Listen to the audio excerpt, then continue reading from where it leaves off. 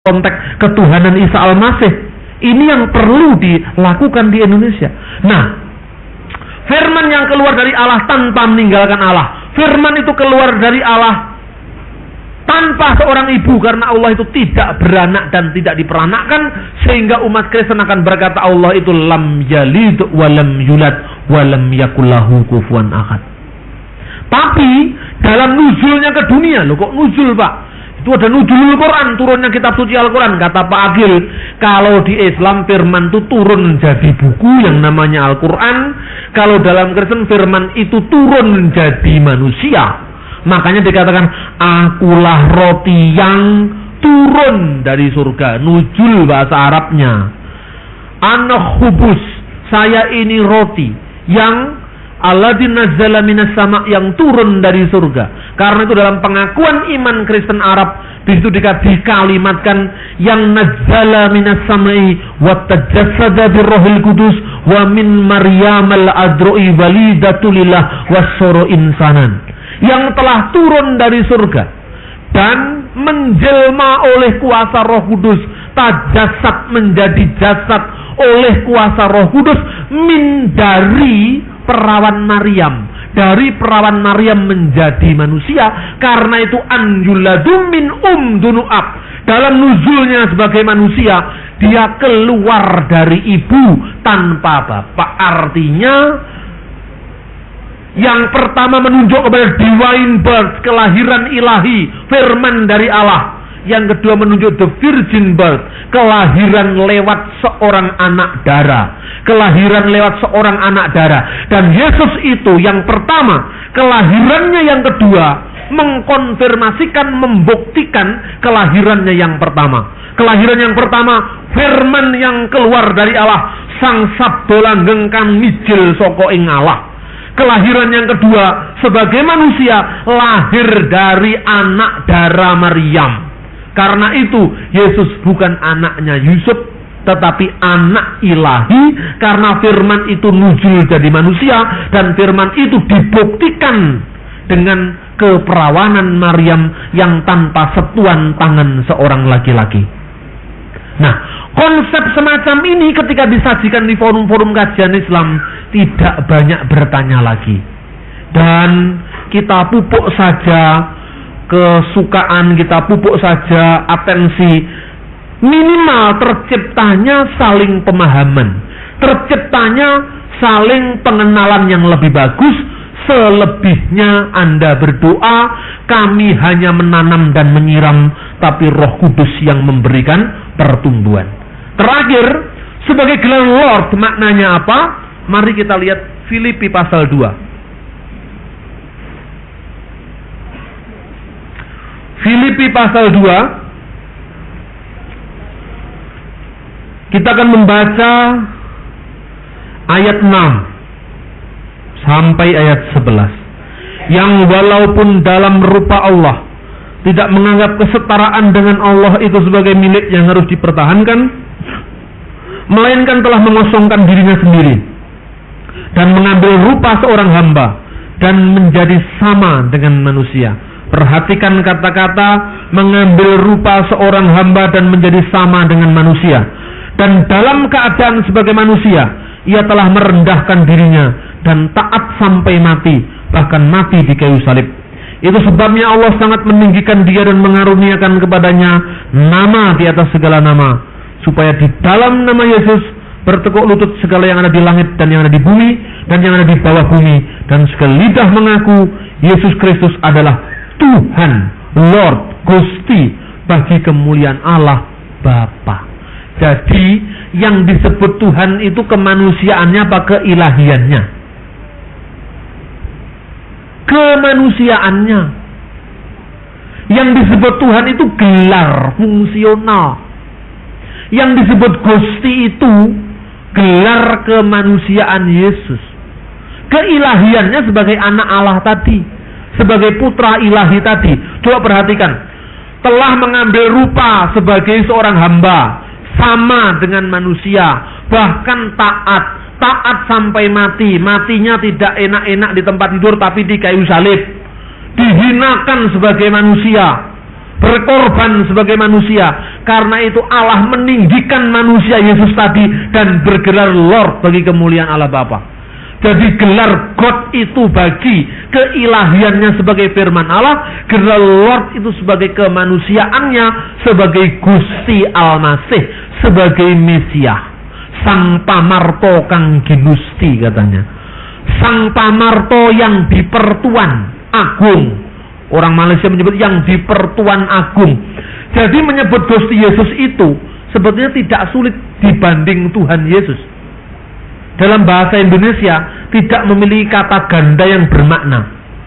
Gusti dalam bahasa Jawa itu bisa sapaan hormat, bisa untuk Gusti Allah. Bisa untuk Gusti Allah, bisa untuk Gusti Pangeran Diponegoro.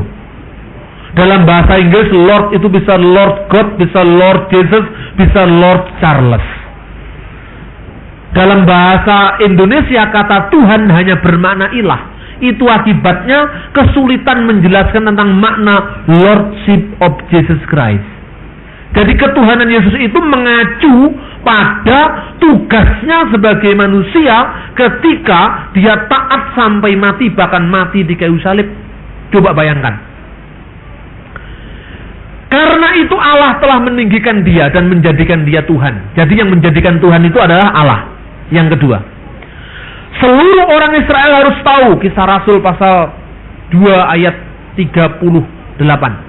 Seluruh orang Israel harus tahu bahwa dia Allah telah menjadikan Yesus yang kamu salibkan itu sebagai Tuhan dan Kristus. 36. Dari seluruh kaum Israel harus tahu dengan pasti Allah telah membuat Yesus yang kamu salibkan itu sebagai Tuhan dan Kristus. Jadi Allah innallaha ja'ala menjadikan, ja'ala Yesua hadzalladzi salabtumu antum roba wa masih. Yesus yang kamu salibkan itu, yang antum, yang kalian salibkan itu sebagai Gusti dan Kristus. Jadi kalau tidak ada Tuhan selain Allah loh, yang menjadikan Yesus Tuhan itu siapa? Allah sendiri. Karena apa? Segala kuasa di surga dan di bumi telah dilimpahkan kepadaku. Jadi gelar Tuhan itu menunjuk kepada kekuasaan Allah. Allah itu satu-satunya penguasa di langit dan di bumi. Allah itu Rabbul Alamin. Kekuasaan Allah di langit dan bumi ini ditugaskan, dilaksanakan oleh Kristus sebagai Sang Mesias. Karena Sang Mesias itu adalah segala kuasa di langit dan di bumi telah dilimpahkan kepadaku. PR. Kenapa di Quran juga disebutkan Yesus itu sebagai wajihan di dunia wal akhirat wa minal muqarrabin. Nah, karena itu ada dua aspek. Kristus sebagai yang sepenuhnya ilahi, kamala billahud wa kamala bin nasud, perfect in God and perfect in manhood. Sepenuhnya ilahi dan sepenuhnya manusiawi. Sepenuhnya ilahi sebagai firman yang adalah Allah. Sebagai manusia, sepenuhnya manusia, karena itu dia mati sebagai manusia.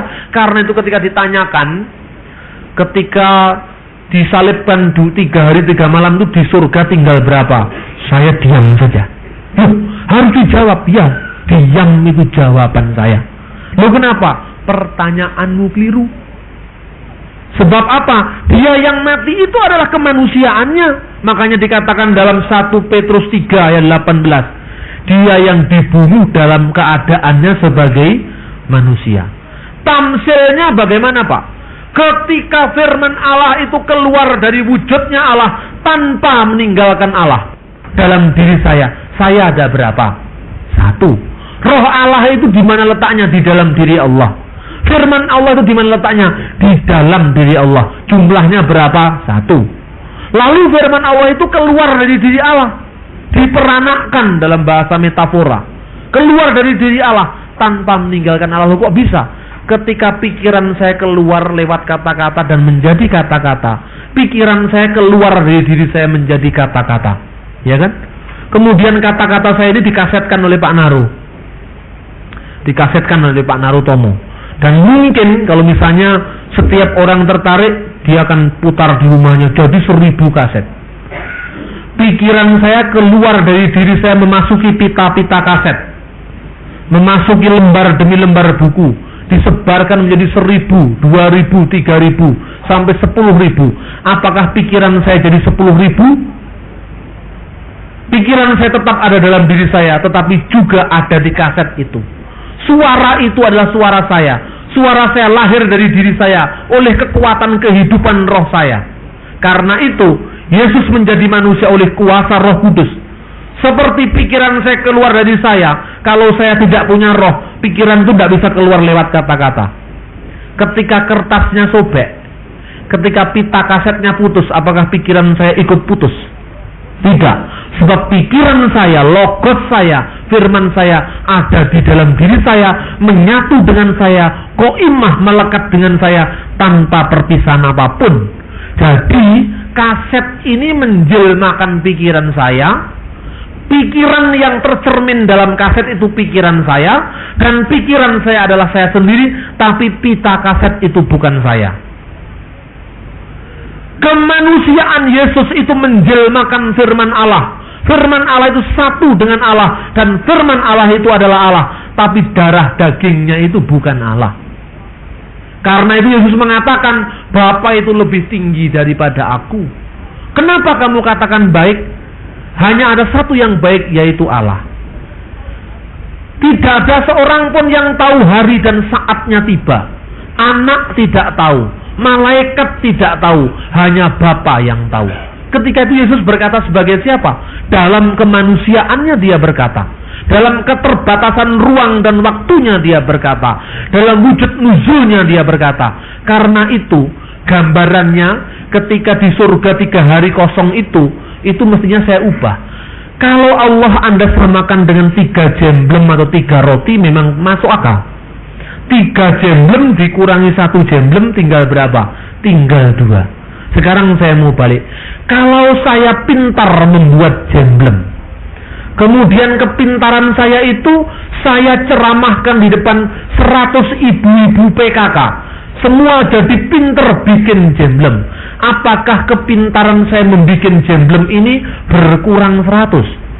Oh tidak, karena pikiran tidak bisa dijumlah, tidak bisa dikurangi, tidak bisa dibunuh. Yang bisa dibunuh dan ditelan itu adalah jemblemnya.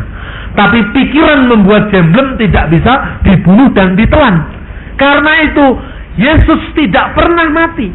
Yang mati adalah kemanusiaan yang dikenakan oleh dia. Karena itu kalau di dalam sholatnya gereja Ortodoks itu kan dikatakan Kudusullah, Kudusul Qawi, Kudusul Ladi, ya man sulib ta'udun ana arhamna. Atau Kudusu anta ya Allah, Kudusu anta ayyuhal Qawi, Kudusu anta ghairu mati, ya man sulib ta'udun ana arhamna. Kuduslah engkau ya Allah, kuduslah engkau yang maha kuasa, kuduslah engkau yang tak berkematian, yang disalibkan bagi kami. Yang tak berkematian, yang disalibkan bagi kami. Dia yang tidak mati, merasakan mati demi kita.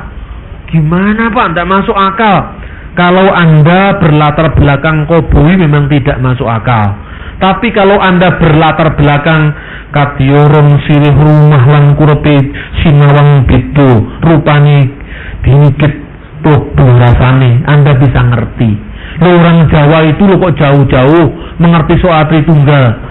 Boleh ono Gusti Allah yang gesang tanpa piranti, kuwaos tanpa piranti, tanpa alat. Gimana caranya mencari? Upadinen golek ono tapake kuntul nglayang. Nah ini kan sebetulnya hanya semantik saja. Artinya kuwi ora mungkin gitu loh.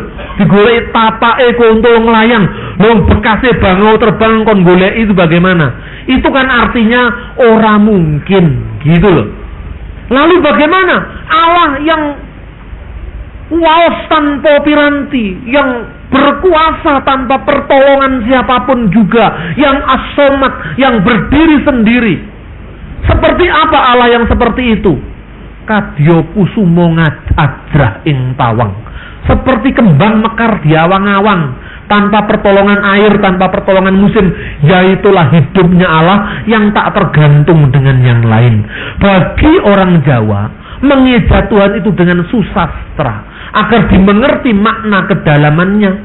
Karena itu, mencari kesamaan-kesamaan itu dengan kesamaan-kesamaan paralel di bidang sastra. Dan ini bisa dipakai untuk bagaimana kita mengemukakan konsep-konsep tentang Tritunggal Ilahi yang satu tetapi memiliki 3 faset, 3 aspek dalam diri Allah yang satu.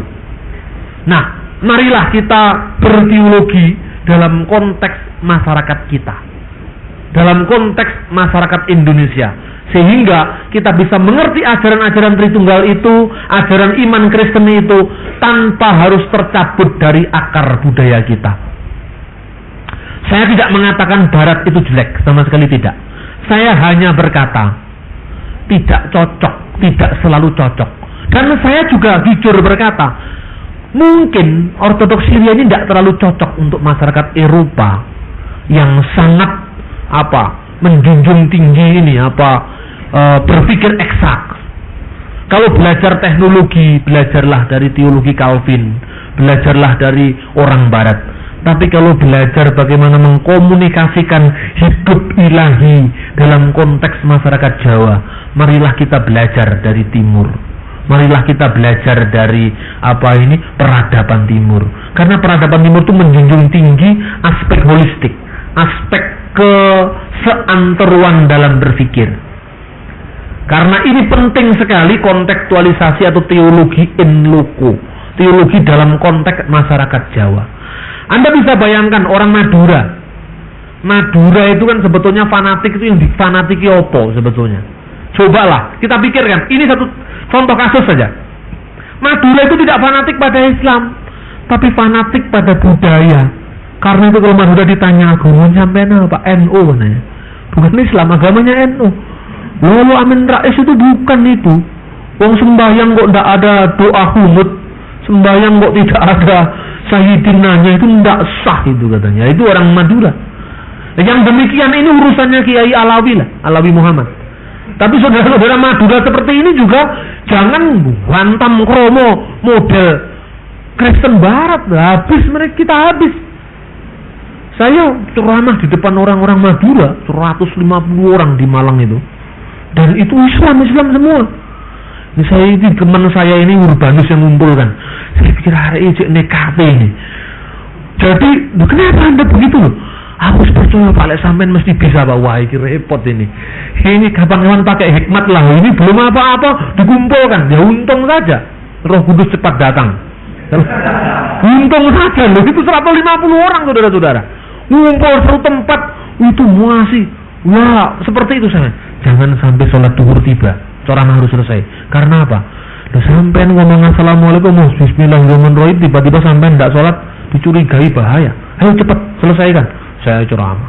Begitu ceramah, warna-warna Arab itu muncul. Tidak alergi. Malahan ketika satu orang lemong ngomong Yesus, dia sudah bisa ngerti. Yesus itu kan Nabi Isa ya Pak ya. Iya.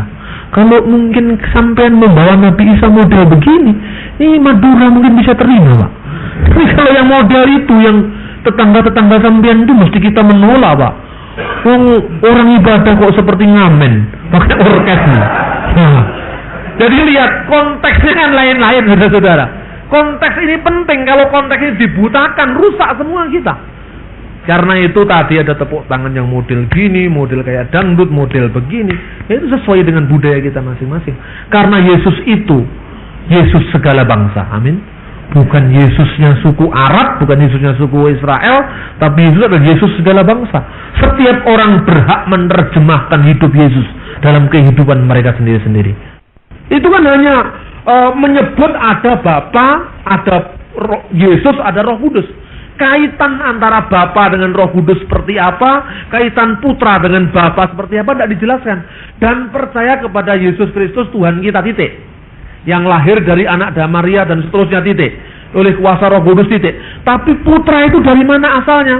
Kalau di pengakuan iman Nikea disebutkan yang lahir dari Bapa sebelum segala zaman, Allah dari Allah, terang dari terang, Allah sejati yang keluar dari Allah sejati, yang dilahirkan tidak diciptakan, yang melalui segala sesuatu diciptakan.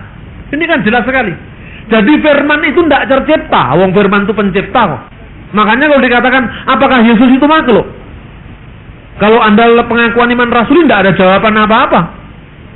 Kata Tuhan itu bisa berarti Lord kok, Lord itu bisa Charles kok. Tidak jelas, ini hanya tradisi gereja yang tidak punya makna. Nah, saya bisa menjelaskan sejarahnya. Kenapa gereja Barat menghindari pengakuan iman Nikea Konstantinopel? Pertama, praktis. Orang Barat kalau kebaktian tidak suka panjang-panjang. Itu jawaban praktis yang pertama.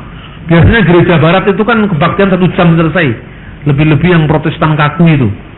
Yang Protestan yang kaku-kaku itu pokoknya 1 jam khotbahnya 15 menit.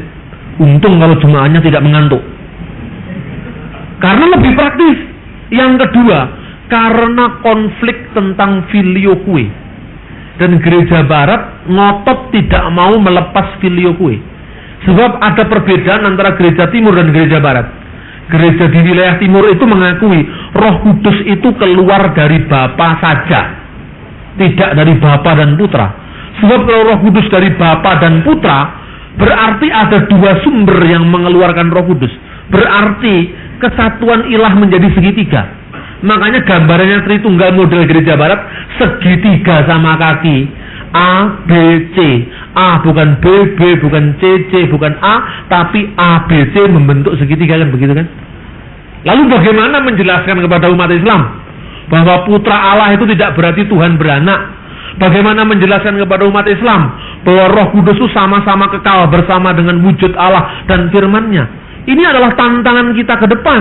Kalau kita puas dengan pengakuan iman rasuli, gereja ini akan menjadi gereja keturunan. Karena tantangan terbesar bagi umat Islam, santri, itu aspek akidah, itu utama. Saya ini bersaksi, saya tidak akan bertemu dengan saudara di sini kalau saya tidak menggumuli kitab suci dari aspek ini. Bagi saya dulu, ad-dinu huwal aqlu, agama itu adalah akal. Saya lebih baik jadi kambing ketimbang jadi umat beragama tidak berakal. Itu yang saya yakini dulu. Dan inilah kira-kira sumbangan saya dari latar belakang yang saya miliki. Yang berbeda mungkin dengan Pak Naro, mungkin berbeda dengan yang lain-lain. Kalau orang dipanggil dari okultisme misalnya, dulunya dari dukun terkenal, kemudian dia menjadi Kristen, ya mesti tidak akidah yang dibicarakan, tapi pengalaman-pengalaman nyata, bagaimana pelepasan, seperti itu. Nah, saya tidak punya talenta di bidang itu. Talenta saya menjadi pengikut Kristus karena saya berpikir. Karena itu ciri dari khotbah-khotbah saya adalah banyak merujuk referensi, banyak dalilnya, banyak perbandingannya, seperti itu. Nah, tentu ini tidak menafikan satu dengan yang lain. Makanya ketika saya katakan gereja Barat, tidak berarti gereja Barat itu jelek, tapi tidak cocok di sini gitu loh. Buktinya tidak cocok apa? Memang tidak pernah orang yang bisa mengerti ajaran Tritunggal itu. Sampai GKJ Jawa Tengah, ajaran Tritunggal itu dipotong dari katekisasi gereja. Saking pendetanya kebingungan menjelaskan itu. Nah, ini kan parah. Kalau sudah doktrin gereja dipotong, lalu pengakuan iman rasuli itu hanya jadi semacam ritual mati yang tanpa makna. Silakan Pak ya. Terima kasih kepada Bapak terkasih Bambang Nurseno. Saya mau ajaran yang saya terima pada malam hari ini, saya bisa menerima dengan gamblang. Hanya saya ingin minta imbuh ini Pak ya. Kami mohon supaya Bapak Bambang Nurseno bersedia menerangkan yang ada hubungannya dengan iman rasuli itu, yaitu yang terdapat dalam Yohanes 17 ayat yang ketiga. Yohanes 17 ayat yang ketiga. Inilah hidup yang kekal itu, yaitu bahwa mereka mengenal Engkau satu-satunya Allah yang benar, dan mengenal Yesus Kristus yang telah Engkau utus. Mohon penjelasan Pak. Terima kasih. Ya, ini ayat ini sering dipakai oleh teman-teman Muslim untuk menjelaskan bahwa hakikat iman Kristen itu adalah la ilaha illallah Isa al-Masih Rasulullah. Karena yang pertama, engkaulah satu-satunya Allah, berarti la ilaha illallah. Dan Yesus yang engkau utus, berarti Yesus itu rasul saja, bukan lebih dari rasul gitu. Itu begitu penafsirannya. Tapi harus dikatakan Yesus itu rasul juga. Ibrani pasal 3 ayat 1. Anda bisa melihat Ibrani pasal 3 ayat 1. Sebab itu saudara yang kudus, yang mendapat bagian dalam panggilan surgawi, perhatikanlah Yesus, rasul dan imam besar yang kita akui.